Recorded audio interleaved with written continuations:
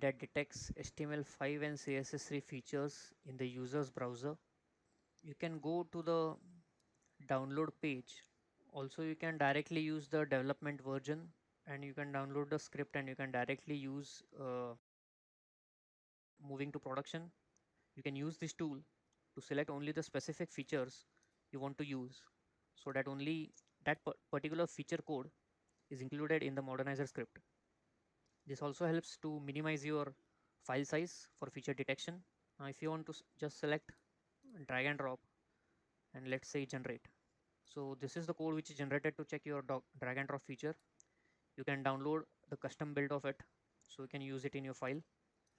You have downloaded it for drag and drop.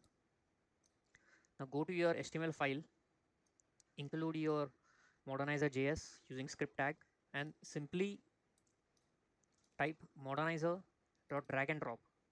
This will give a boolean output like whether this feature is supported by your browser or not, and depending on it we are printing whether the browser supports drag and drop or browser doesn't support drag and drop. So let's check out this particular code.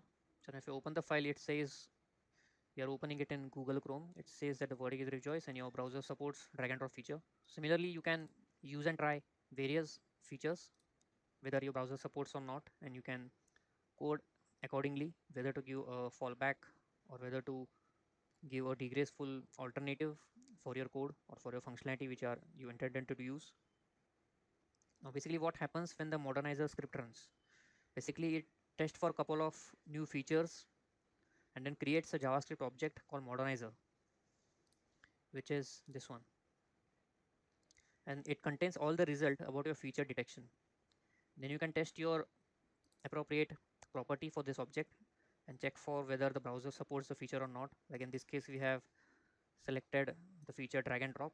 So let's see whether the feature is supported in Internet Explorer. Okay, the Internet Explorer is also supporting this particular feature. Even for Internet Explorer 8 we have Internet Explorer 8 and drag and drop is supported. Now if you don't know how to know the feature tags, like how to get to this drag and drop, you can very well go to the documentation. You can read about how the modernizer works and how you can use modernizer to detect various features. It can also help you to detect CSS features such as font face, border image, border radius, or border shadow.